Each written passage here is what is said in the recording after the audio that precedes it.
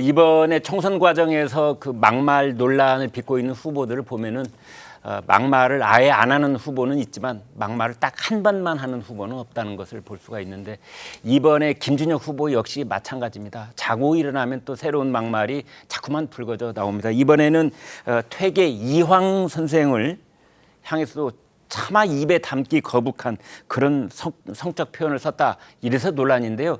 아니, 어떻게 퇴계 이황 선생인지요? 내용을 좀 보겠습니다. 김 대변인. 네. 네, 여기 퇴계 이황 선생께서 참 표현을 어떻게 해야 될지 모르겠네요. 힘이 넘쳤다. 밤마다 집 앞에 나무가 흔들렸다. 이 정도의 표현이라고 하면요. 예. 근데 이분은 제가 볼 때 역사학자 아닌 것 같아요. 그러니까 지금 이게 아주 특정한 일반적이지 않은 대상을 성적화하고, 그리고 이에 대한 환상을 통해서 성적 흥분을 느끼는 성도착증 환자가 아닌가 싶어요. 제 개인적인 판단으로는. 네. 이분이 지금 했던 발언들 어떠한 곳에서도 역사학자로서의 면모는 보이지 않는다. 단지 일반적이지 않은 정말로 선도착증 환자로서의 모습들만 보이고 있다라는 것인데, 네.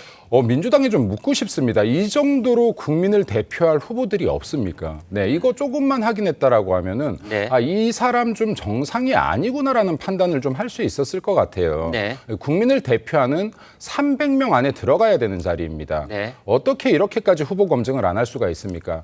그리고 지금 여기 비단 현재 나왔던 분들뿐만이 아니라요. 너무 많은 분들을 다 성적 대상화했습니다. 이분 네. 머릿속에는 제가 볼 때 변태적인 성적 욕구들 뿐이 안 차 있는 것 같아요.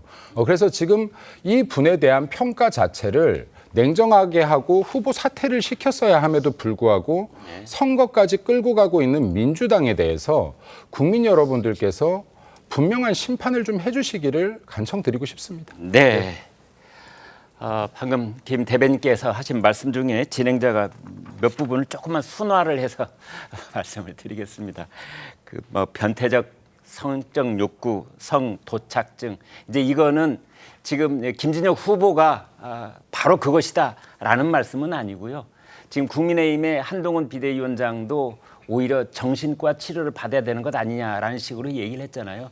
그런 차원에서 이제 그런 의혹 제기가 가능하리 많지 정말 너무 심하다라는 차원에서 한 말일 뿐, 이제 이 김준혁 후보가 그런 지금 현재 치료를 받고 있다, 그런 뜻은 아니라는 점 이제 짚어드리면서 다음으로 넘어가 보겠습니다. 김아림 기자, 이제 퇴계 이황 선생에 대한 이런 얘기가 나올 정도면은 이거는 영남 유림계 쪽에서 가만히 있을 수 없는 일 같은데요. 예, 안 그래도 어제 저녁에 예? 안동 유림단체에서 성명문을 냈습니다. 아, 그래요? 네. 예, 이 방금 언급하신 입에 담기 좀 어려운 그런 발언을 언급을 하면서요. 네. 근거 없이 허무맹랑한 내용이 언론에 보도되어 만인이 우러르는 선현을 모독한 사실에 국민 모두를 경악해 하고 있다. 그러면서 이재명 대표 고향인 안동인 점도 언급을 했는데요. 국민 열망을 저버린 정치 행태와 국민 눈높이에 맞지 않는 당대표를 위한 저열한 후보를 공천해서 국민 기대에 부응하지 못하고 있다고 비판을 했습니다. 또 퇴계 선생을 모독한 김준혁 후보의 반인륜적 기술 내용은 사회적 비판을 받아서 마땅하다고 생각한다라고 했는데요. 그러면서 이제 세 가지를 이재명 대표에게 요구를 했습니다. 네. 첫 번째는 이재명 대표의 대국민 사과와 대표직 사퇴, 그리고 두 번째는 안동인에게 또 사과하고 국회의원 후보직 사퇴, 그리고 김준혁 후보가 국민한테 사과하고 또 자진 사퇴하라, 이렇게 세 가지를 요구를 했습니다. 또 오늘 아침에 추가로 도산서원 유림들도 입장을 냈습니다. 네. 퇴계 이황 선생을 근거 없이 모독하는 있을 수 없는 언어 폭력이라면서 즉시 황당한 주장을 쓴 김준혁 후보를 사퇴시키고 사과 성명을 발표해서 분노를 가라앉혀달라고 촉구를 했습니다. 네. 정말 김준혁 후보의 막말의 끝이 어딘지 궁금할 따름입니다.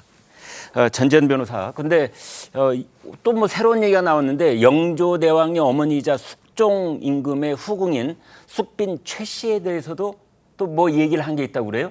네, 이제 몸매를 거론하면서 또 이분이 주장을 하셨어요. 아니, 그걸 어떻게 한다고 그걸 거론을 해요? 네, 그 숙빈 최 씨의 몸매가 어땠고 숙종이 그런 숙빈 최 씨의 몸매를 보고 마음이 동하게 된 것, 이렇게 얘기를 했다는 겁니다. 그러면서 숙빈 최 씨는 몸매가 장난이 아닌 것이다, 이런 표현까지 썼어요. 근데 저는 성에 관심이 있다고 해서 그 사람의 수준 자체가 저급하다는 생각은 안 하거든요. 그런데 모든 관심이 거기에만 쏠려 있다면 국회의원은 국정 전반을 다루는 사람인데 상임위에 성상임이라는 거는 없거든요.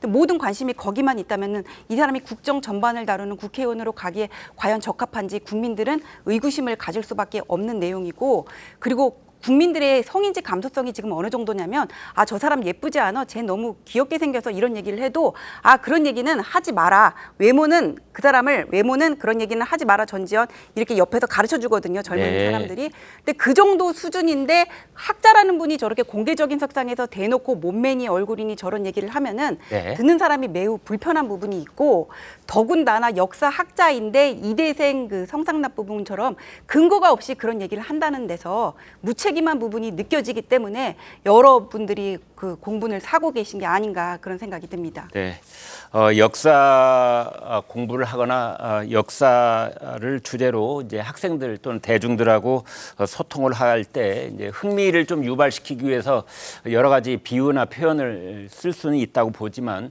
저 정도로 근거가 거의 희박한 그런 저열한 표현을 써서 그러한 기록들이 남아 있다는 것이 사실은 사람을 경악해 하는 게 아닌가 싶기도 하고요. 더더군다나 이재명 대표의 고향인 경북 안동 지역에 있는 유림들께서 아마 들고 일어선 것 같습니다. 이 일이 뭐 어떻게 넘어갈지 정말 심상치 않은 그런 분위기가 감지되고 있다. 여기까지 전해드리겠습니다.